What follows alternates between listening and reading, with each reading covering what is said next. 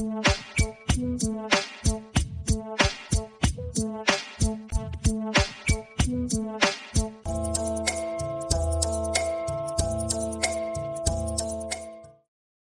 and welcome to this new episode of our podcast where we talk to people all around the world who are committed to making our world a bit more peaceful.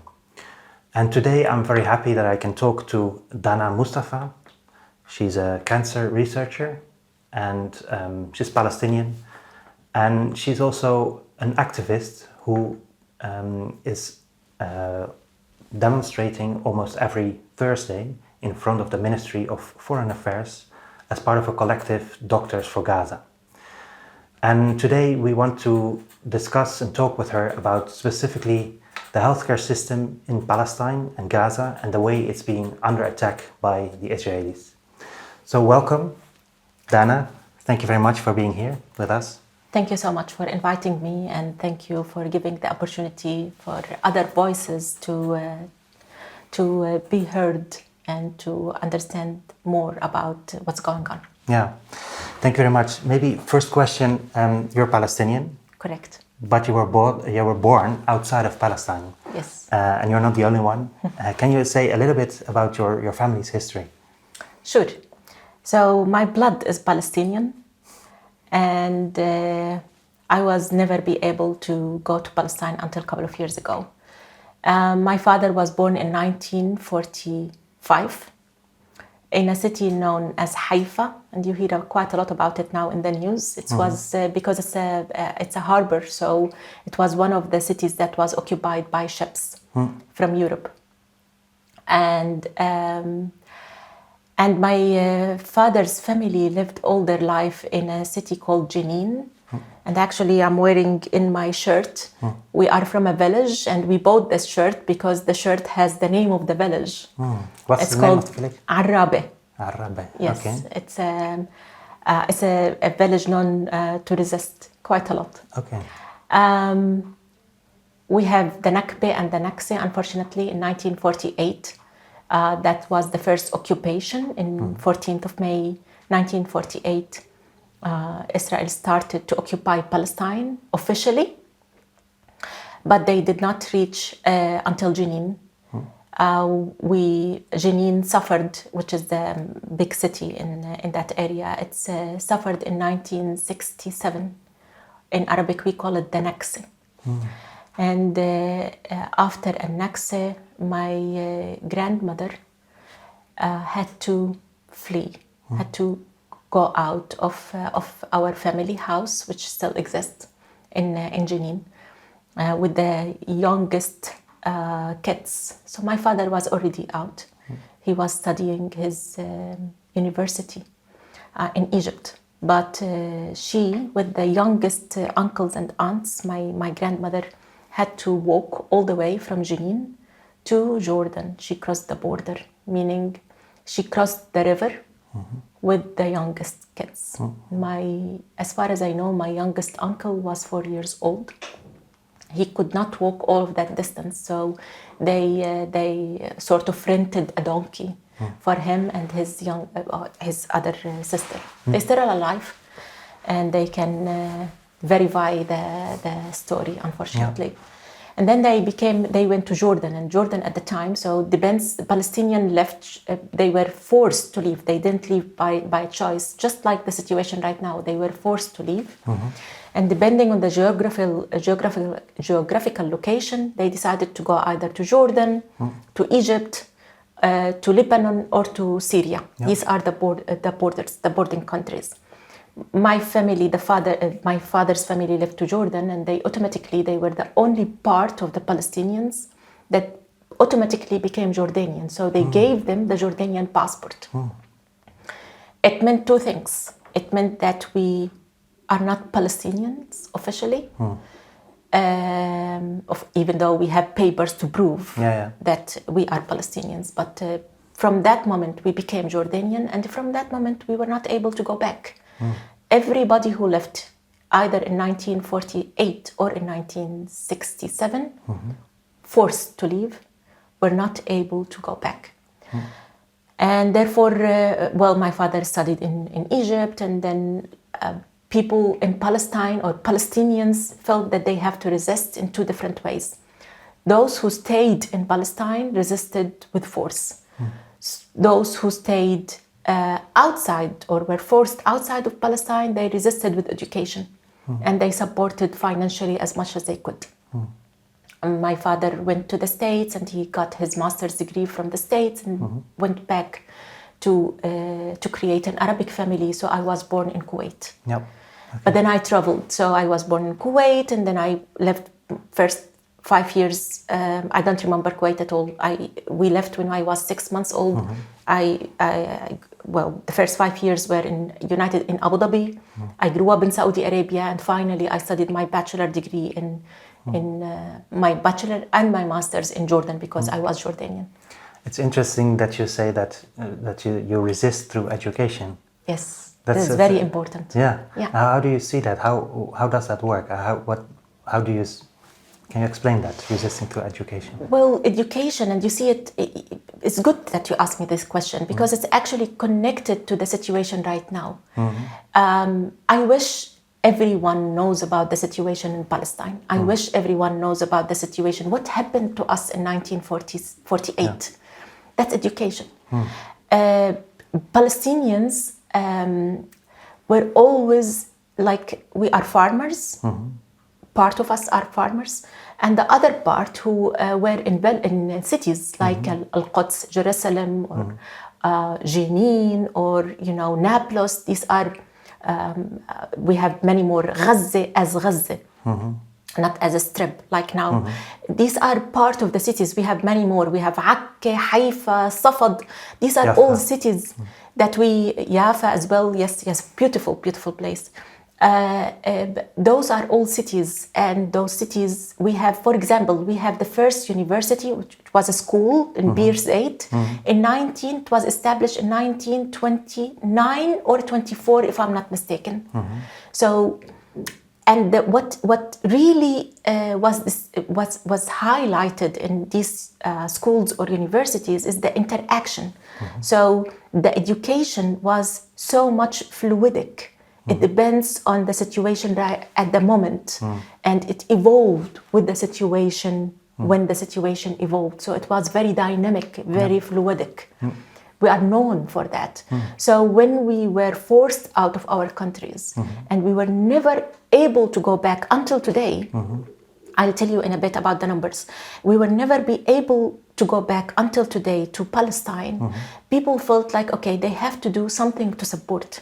And how to support more than to have a good degree, so you have good future, and you have good, hopefully, salary or status in life. Exactly. And then we are not, because we, like a lot of people, when they were forced, they have that title of becoming refugee, and that's not a good title. No.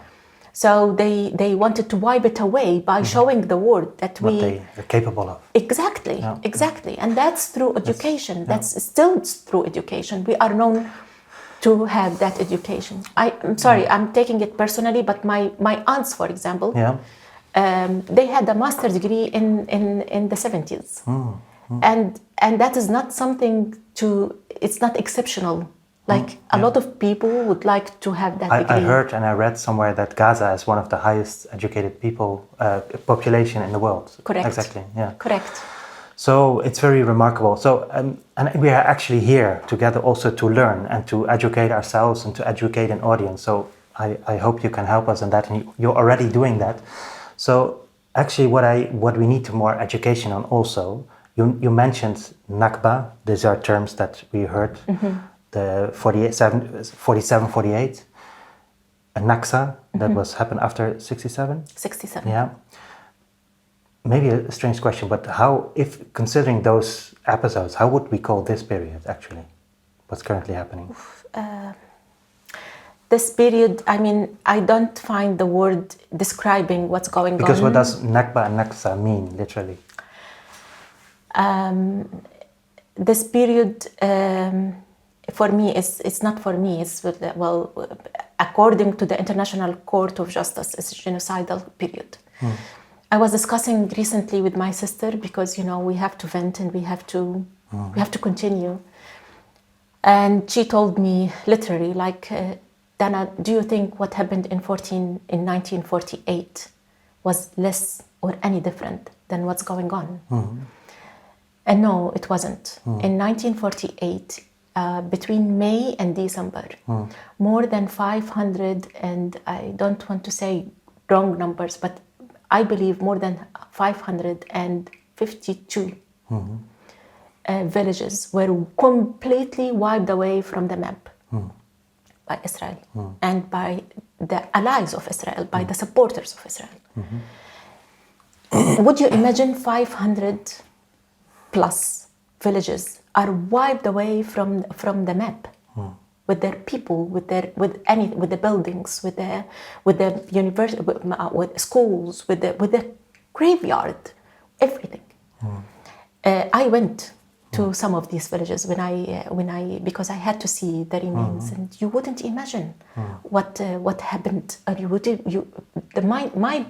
The capacity of my brain was not able to digest what I saw. Like, how come these places were filled with life, and we have now sort of remains, or some of these villages were converted to garages, for example, to an auto parking slot, and so many different examples. So what can we call this period? At the beginning, when things just went out to the media, because of course the media in the West the whole history starts on 7th of October. Just for the audience, like Nakba and Naksa, what literally do that mean, these words mean in Arabic? Catastrophe and disasters. Yeah. Yeah, unfortunately. So catastrophe and disaster, and what we're seeing now is genocide, actually. Combined. Yeah, combined. I mean... Yeah. Just about these villages, I remember, I think yesterday I saw they're doing the same thing in Lebanon now. Oh, yeah. So I saw a beautiful hilltop village. It was apparently rigged with explosives, and then poof, you see the whole village go up in smoke. It's the same thing. It's the same regime, it's the same mentality, it's the same mentality, it's the same principle. That's very important. It's the same principle that occupied Palestine in 1948, acting and still exists, even more aggressive. That's the only thing. I'm sorry to interrupt, but do you know that they ask people to evacuate not one village at the time? The other day asked 25 villages in South Lebanon to evacuate at once. 25. So the image that you show, multiply 25 times. And those, I have bread from a friend of mine in my house from Lebanon, in which she told me the village does not exist anymore. So it's bread, happening today. It's happening today. I eat bread of a village that doesn't exist. It's unimaginable. And you cannot imagine how I eat it. I eat it like little piece at a time because I know it doesn't exist. It's incredible. It's unimaginable. I don't know about you, I don't know about the audience, but are you able to imagine the situation? I can't. It's hard to do. It's hard to do. Absolutely hard. Focusing on something equally grave, and what I really like to talk to you about is the situation of healthcare in Gaza, in wider Palestine, Lebanon. I remember I think it's roughly a year ago, when the first bombing took place of Al-Shifa hospital in Gaza. And I remember also the discussions that, this wasn't real, this wasn't Israel, this must have been Hamas, like a misguided rocket of Hamas destroying and killing like hundreds of people at the hospital. Ever since that moment, I think all medical institutions have been attacked by Israel in Gaza. One or two are functioning, I don't know. And since we haven't heard any discussion about it, and I'm really shocked by that fact. Can you maybe give us some numbers about what actually happened to the healthcare system in Gaza? Yes, well, unfortunately, I can't give these numbers. When the way you describe it is very sincere. Al-Shifa Hospital was established before Israel was founded. Al-Shifa was established in 1939. And it is the main hospital for a lot of people who lived in that area. And when it happened, I disbelieved it. I thought at the time, I was following the news, live stream, Arabic news, and I thought they won't be able to go ahead with this. Yeah. Because the world is watching. That's the only difference between 1948 and 1967 and now. I thought naively that the world is watching and therefore they won't be able to go ahead with it. And as you exactly said, at the beginning they said, oh no, that's Hamas. That even was the Israeli story. It was internal explosures and they had nothing to do with it. But little by little we saw them on videos entering Al-Shifa, kicking out, detaining doctors who refused to leave their patients, killing doctors. So far, there are close to 989 medical staff members who were killed by Israel. And I know this number is not accurate because it was published at 1 year. So we are 1 year now and 3 weeks almost. So 989 medical staff martyrs. I read the numbers because I don't want to make mistakes. We have 175 journalists who are martyrs. 300, close to 400, 396 injured journalists who are not allowed to function anymore. We have, and this is a shocking number, we have 902 families wiped away from the civil registry completely. And when I'm talking about Palestinian families, I'm not talking about 4 members, I'm not talking about parents and 2 or 3 kids. I'm talking about, to give you an example, my father's family is 72 members, my mother's family is 66. Yeah. Those are wiped away. They don't exist anymore. Last week we saw how they burned the tents this week, actually 3-4 days ago. These tents are in the surrounding of the hospital, right? In North Gaza. You saw the flesh of that martyr being melted like cheese in front of the cameras, and no one did anything about it. We even don't discuss it. There was hardly any article in the news about it. They don't even mention it, hardly. And if they mention it, they don't mention the correct words. They don't really call things as they are supposed to be called. That person is extremely young. We now know who he was. And we know that he's the only male figure in that family who tried to raise money in order to take his family away from the North Gaza.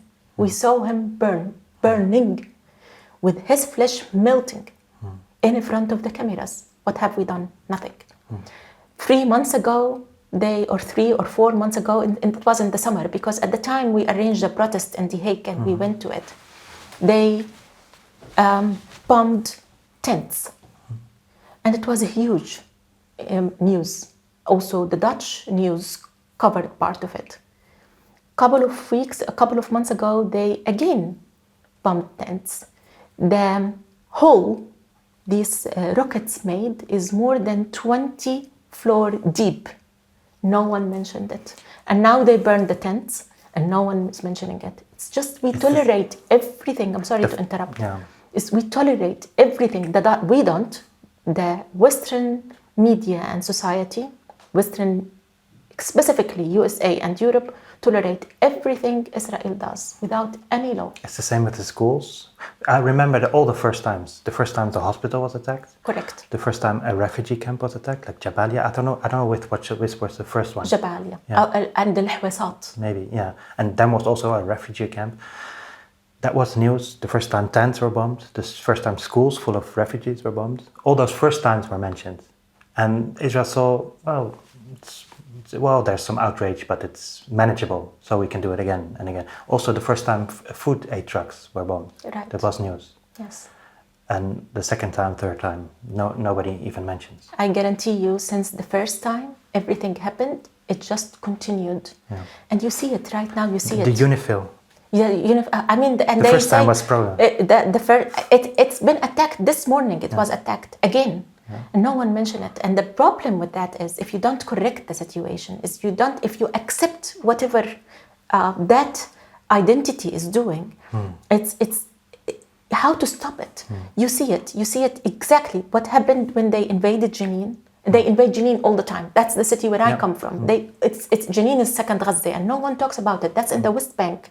There is no armed resistance there or something. There is armed resistance, but not Hamas. No. But they invaded Jenin, and what they did immediately, they asked everybody in the hospital to leave. They called the director of the hospital and asked him to just shut down the hospital, and they surrounded the hospital immediately. And you see it now in Lebanon, exactly copy-paste. It's only more aggressive. Can you explain to me why, like, the first time, again, there was outrage. The second time, it was clear that there was policy to go after the healthcare workers and go after these hospitals. Why? They are killing the civilians. That's the definition of genocide. So far, look at the numbers. How many civilians we lost during the last year and plus? What's going on in Lebanon right now? You can see it live, because the journalists in Lebanon are a different situation than the journalists, especially in Gaza. But this war is against civilian. The aim is to wipe. We exceed them with numbers. So the aim is to make us less. Almost 7% of the Ghazian population are dead right now. 7%. Do you know how many of that, if we apply the same percentage in the Dutch society, that's 1.7 million people, close to that. So 7% of the population has been dead. There are two more important things. By attacking the healthcare system, you provide no help for people. So they attacked water, basic need for people. They attacked electricity. Let's forget about the electricity. From day number one, they announced in the videos, in the camera, they are going to cut the water and the electricity and the food from Gaza. So people cannot drink, cannot shower. So people cannot eat. People, if they are injured, there is no place to go to. A lot of these martyrs would have been not martyrs if we have good medical system to support them. Of course. People who need oxygen, they don't have oxygen. Let's not talk about cancer patients, because I'm a cancer researcher, because that's not important right now. The most important thing is the injuries that we face. There is no anesthesia, there is no What about sterilization. Giving birth at the moment? That's horrible. We lost during this war 171 newborn were there, and they died during this genocide. People in Gaza, I mean, you also can see it sometimes in some videos, thanks to the Ghazian people who have cameras and they publish these kind of things. Otherwise, we wouldn't know about ladies who are in labor, who all babies, and they don't have any help. So local civilian people will help them. That's one. Second, those ladies they don't have enough nutrition. So when the baby is born, they need occupation. They don't need occupation, they need incubation. They need help. They don't exist, they don't have any. And if they have, they are limited with the electricity and fuel and everything. So it's a consequence of event. If you prevent people from water and food, if you take away completely the healthcare system, the third thing they did, in addition to the journalists, is they destroyed all universities in Gaza, either completely or partially. So there is no education. No, we go back now, we circle to the education. Yes. If you don't have education in your society, you don't have society. That's very, very important. Yeah. Because when they kill a doctor, they kill 20 years of education. They don't kill only one person. And if you don't compensate for that, how come Gaza will exist? It's basically a stop for the blood, for the veins and the arteries of Gaza when you do that. So seeing all that, killing of journalists obviously meant to not to have the images go out. Exterminating the hospitals, destroying the education, going after all the schools where refugees are hiding. And then we didn't even talk about the targeted killing of children. Huh? There was last week there was a report in, I think, the Wall Street Journal or the New York Times, either of those.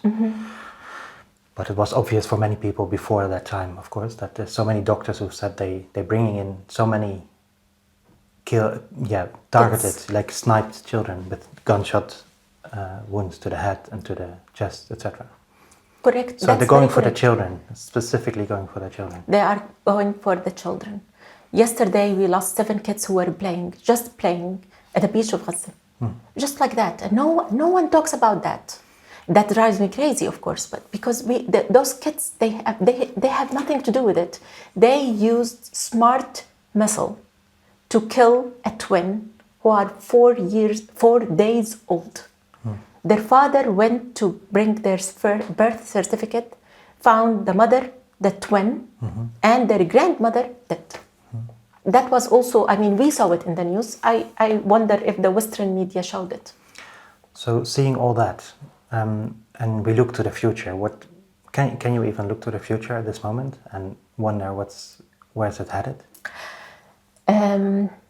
If we have not looked into the future in 1948, we wouldn't have been here today. We wouldn't have existed.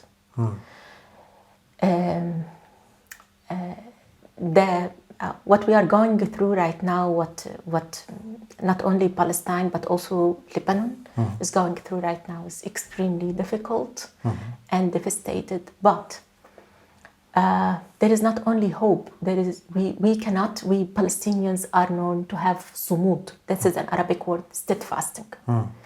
So we never forget about our land. We never left our land. We were kicked out, but people stayed in the land. And I keep want saying, to return also. And definitely, 100%, we want to return. There are 7 million Palestinians outside of Palestine who wants to return to Palestine. It's the biggest refugee group of every refugee group. Correct. We are outside, it's equal never to the recognized. inside. And I recently read that it was specifically UNRWA, the organization that is responsible for the Palestinian refugees, was especially created, I read, in order not to separate them from the UNHCR, which normally would have taken care of the Palestinians.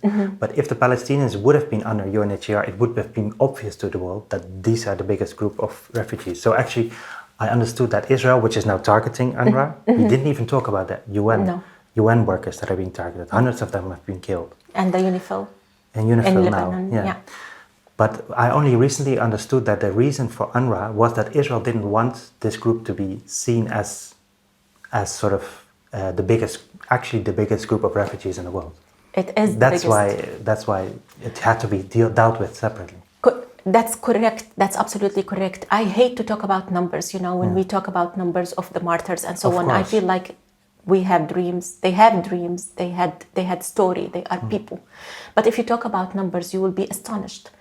And it's a problem of numbers. Like, because Palestinians were forced out and they insist of returning, I usually say, if there is only one Palestinian left in this universe, we will never forget about it's our land and we want to come back. And it's an occupation. So we resist the occupation. So we talked about sort of looking to the future and how hard it is and that you have this steadfastness. Also thinking about, and you are there every Thursday to demonstrate, which is something already, what I think shows something of that. But if we wonder, many people are getting depressed. I think also people within sort of the peace movement and within the sort of. So how should we act? What is your advice and what is your how should we look at this and how should we engage at this moment? Can you tell something about it? I try. So I'm there. How do you get sane yourself? How do you remain sane yourself? Oh my God, I wouldn't call that. I wouldn't describe myself as sane. I go at least to Thursday, but I go to a lot of other demonstrations during the week. I think one of the most important thing is to talk about those people. I keep saying to myself every single day, even if I don't, because sometimes you don't see that your effort is doing anything. Yeah. It's quite a lot actually. When I woke up to the news, I really wake up to hear the news, to know how many new martyrs we have last Every day, night. yeah. And what happened now, it's also what happened to Lebanon, how many villages they are trying to attack and so on. So it's very depressing. But I keep reminding myself, I need to be able to look at myself in the mirror.